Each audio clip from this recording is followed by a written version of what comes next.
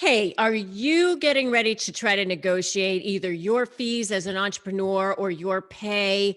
And it's COVID and that's made it way more challenging for people because people are being squeezed financially and you want to know how to get paid, what you're worth. Then stay tuned because I'm going to give you points on exactly that right here in this video.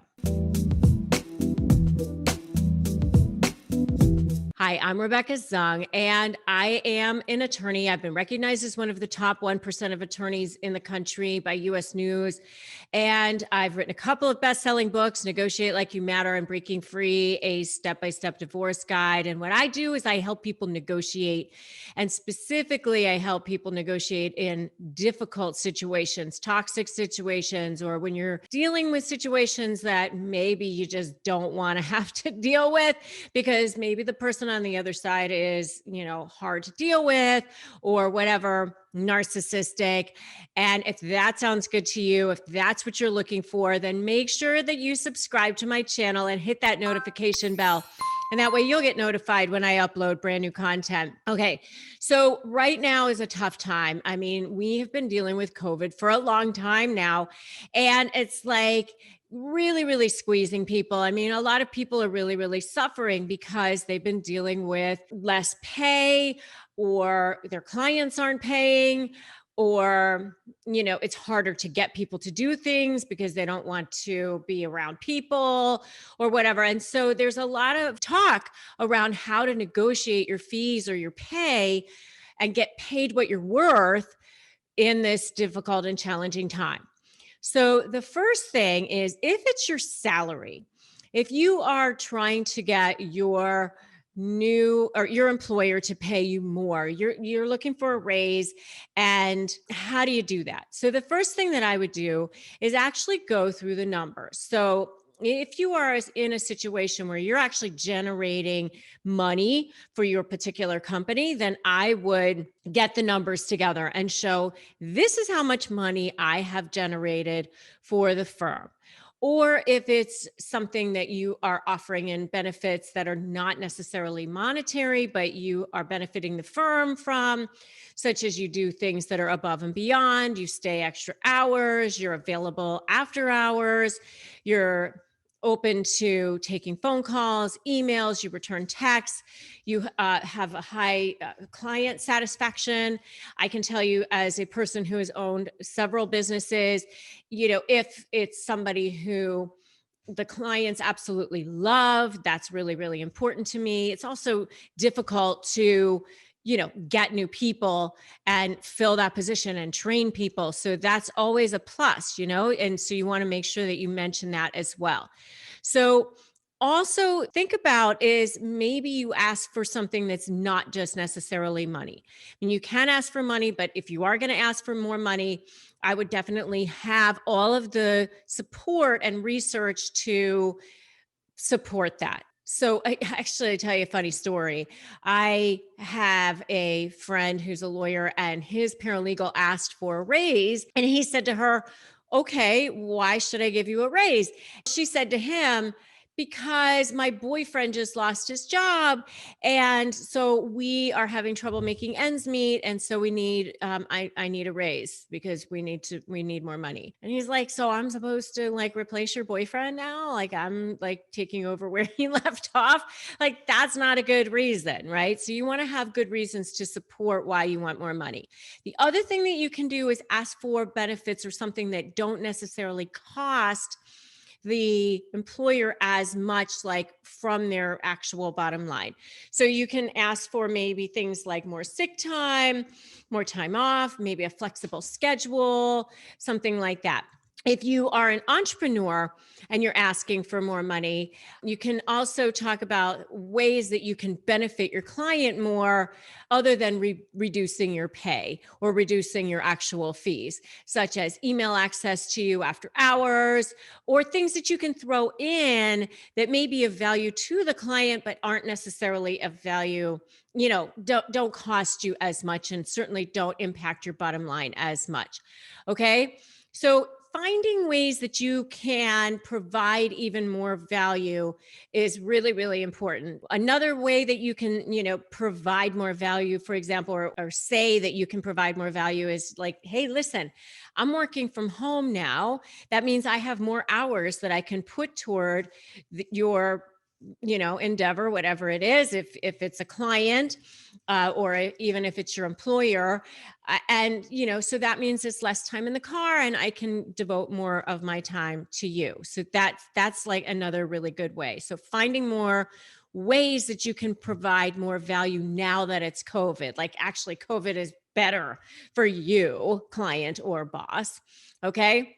Another way that you really want to is show some compassion for them and show empathy for them. In all, that's why I called my book Negotiate Like You Matter, because all people want to feel seen, heard, and know that they matter. And so showing empathy toward them and saying, listen, I know it's been hard. I know it's been difficult. And you've really done a great job with that. So, so number 4 would really be complimenting them. So, say, listen, you've done so well throughout this crazy time. I'm in awe of you and how much you've been able to do, and that sort of thing.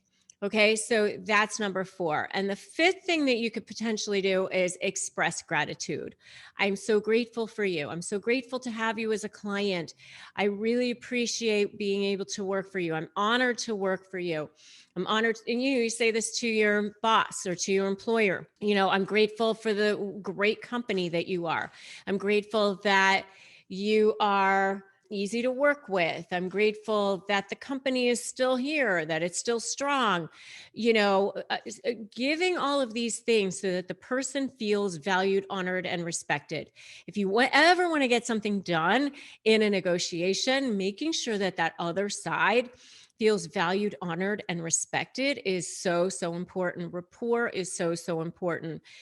They want to feel like, they're human beings. And especially if they're narcissistic, they really, really, really need that adulation.